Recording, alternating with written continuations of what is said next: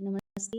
मैं सुनीता सिंगाड़ा, सहायक आचार्य संस्कृत, स्वर्गीय श्री भिकाबाई भील राजकीय महाविद्यालय सागवाड़ा से नीति शतकम भर्तृहरि द्वारा रचित इस मुक्तक काव्य का अध्ययन करते हुए हमने अभी तक विभिन्न नीति के श्लोकों का अध्ययन किया। उसी क्रम में आगे बढ़ते हुए आज इस वीडियो में हम धैर्य पद्धति का अध्ययन करेंगे।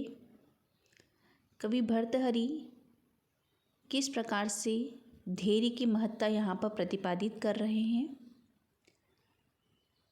तो हम यहाँ सर्वप्रथम देखते हैं।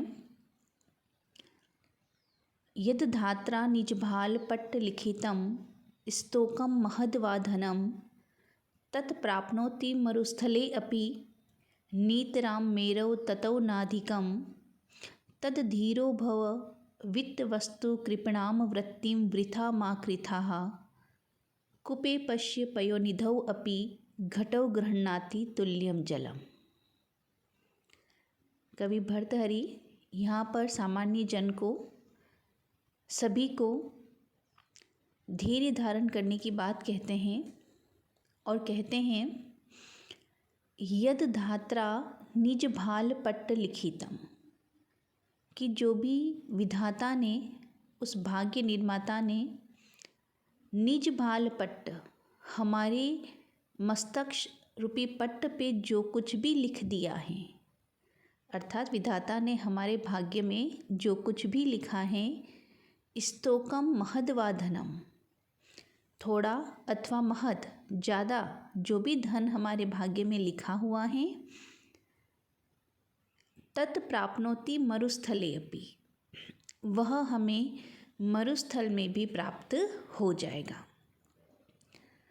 नीतराम मेरौ ततौ नाधिकम, और ततः उससे अधिक, हमारे भाग्य से अधिक हमें मेरौ ना, उस सुमेरु पर्वत पे जहाँ सुवर्ण की उपस्थिति मानी जाती है, उस सुवर्ण पर्वत पे भी हमें वह प्राप्त नहीं होगा। तो कहते हैं तद धीरो भव, तो हे मनुष्य तुम धैर्यशाली बनो। वित्त वस्तु कृपणाम वृत्तिम वृथा मा कृथा, इसके प्रति, इस धन के प्रति, कृपणाम वृत्ति, याचना की प्रवृत्ति व्यर्थ में मत करो। कि तुम हर किसी से धन के लिए याचना कर रहे हो, लालसा कर रहे हो, तो तुम ऐसी जो वृत्ति है व्यर्थ में मत करो, क्योंकि जो भी विधाता ने तुम्हारे भाग्य में लिख दिया है, अगर तुम्हारे भाग्य में थोड़ा धन लिखा है तो तुम्हें थोड़ा धन मिलेगा, महद, और यदि ज़्यादा धन लिखा है तो तुम्हें ज़्यादा धन प्राप्त हो जाएगा। भले ही तुम मरुस्थल में चले जाओ, वहाँ भी तुम्हें वही धन प्राप्त होगा, और सुमेरु पर्वत पे जाओ तब भी तुम्हें भाग्य से अधिक प्राप्त नहीं होगा। तो इस कथन पे विचार करके धीरो भव, तुम धैर्यशाली बनो, और इस धन के प्रति कृपणाम वृत्तिम, याचना की वृत्ति, हर किसी से मांगने की जो वृत्ति है, वृथा मा कृथा, तुम व्यर्थ में मत करो। जो भी भाग्य में लिखा है वह तुम्हें अवश्य प्राप्त होगा।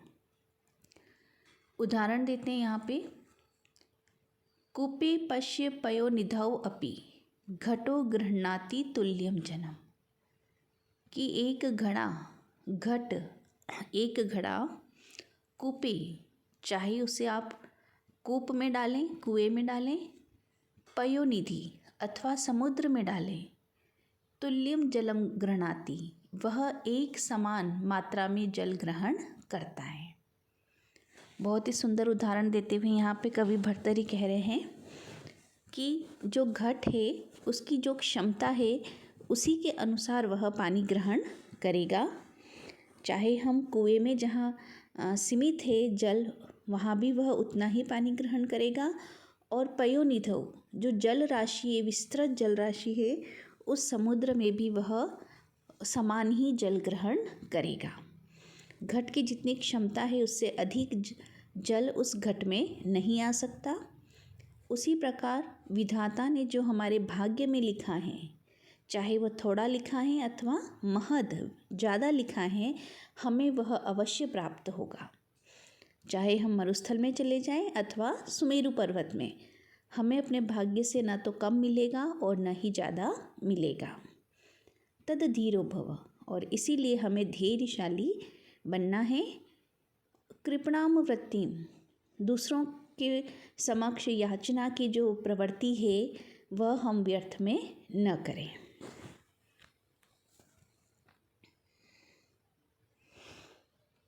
इससे आगे कहते हैं,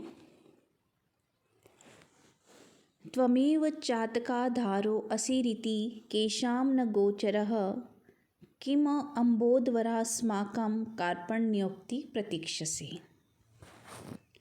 पूर्व के पद्य में याचक से कहा है कि तुम याचना मत करें, धैर्यवान बने। अब यहाँ पे जो धनवान हैं उन्हें संबोधित किया जा रहा है। यहाँ उदाहरण स्वरूप कह रहे हैं, चातक पक्षी और श्रेष्ठ बादलों का उदाहरण देते हुए उन्हें कहा जा रहा है, लक्ष्य किया जा रहा है। त्वमेव चातका गोचरः,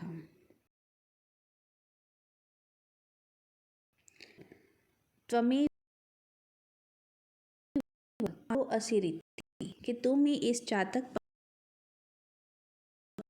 पक्षी के, तुम्हारे द्वारा प्रदान किए हुए जल से ही इस चातक पक्षी का जीवन चलेगा। केशाम न गोचरः, ये कौन नहीं जानता, यानी सभी को ये पता है कि चातक पक्षी वर्षाकालीन जल के द्वारा ही अपना जीवन यापन करता है। तो हे अम्बोधवर, हे श्रेष्ठ बादल, चातक पक्षी के जीवन का आधार तुम ही हो, यह कौन नहीं जानता, अर्थात तुम भी इस बात को जानते हो। किम अस्माकं कार्पण्योक्तिम प्रतीक्षसे, तो फिर तुम क्यों हमारी याचना पूर्ण उक्तियों की प्रतीक्षा कर रहे हो।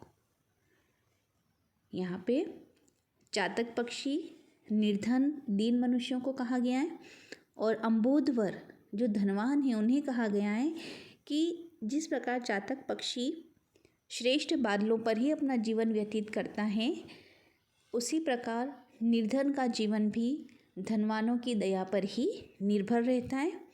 केशाम न गोचर, ये कौन नहीं जानता, सब जानते हैं, धनवान भी इस बात को जानते हैं। तो फिर कार्पण्योक्ति कि निर्धन तुम्हारे सामने याचना करे, ऐसी प्रतीक्षा क्यों करते हो। तुम बिना प्रतीक्षा किए, बिना याचना किए ही उन्हें धन प्रदान करे, उनके जीवन का संचालन करो। तो यहाँ पर निर्धन को चातक पक्षी और धनवानों को श्रेष्ठ बादलों के रूप में परिभाषित किया गया है। धनवानों को संबोधित कर रहे हैं कि आप दीन मनुष्यों की याचना की प्रतीक्षा क्यों करते हो, बिना याचना किए ही उन्हें यथा समय उपयुक्त दान प्रदान करें।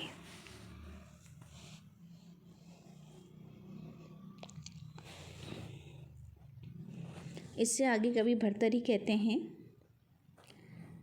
रे रे चातक सावधान मनसा मित्र क्षणम श्रूयताम अम्भोदा बहवो वसन्ति गगने सर्वे अपि नेतादृशाः केचित् वृष्टिभिः आद्रयन्ति वसुधां गर्जन्ति केचित् वृथा यं यं पश्यसि तस्य तस्य पुरतो मा ब्रूहि दीनं वचः।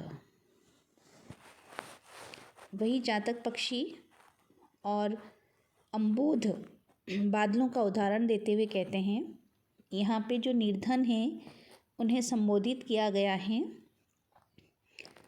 रे रे चातक सावधान मनसा मित्र, कि अरे मित्र चातक सावधान मनसा, तुम ध्यान पूर्वक सावधान एकाग्र चित्त होकर के क्षणम श्रूयताम, मेरी बात को क्षण भर के लिए तुम सुनो।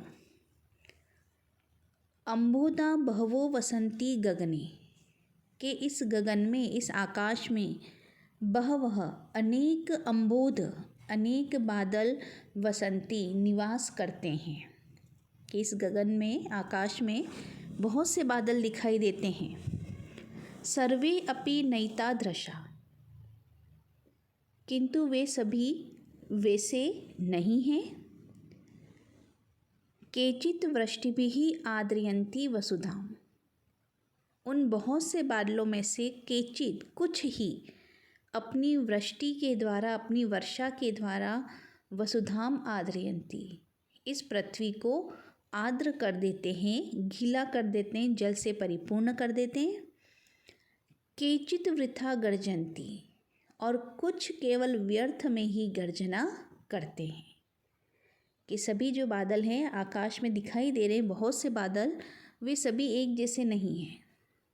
कुछ तो अपनी वर्षा से वसुधा को जल प्रदान करते हैं और कुछ केवल गर्जना ही करते हैं, अपनी उपस्थिति ही बताते हैं, वह जल प्रदान नहीं करते।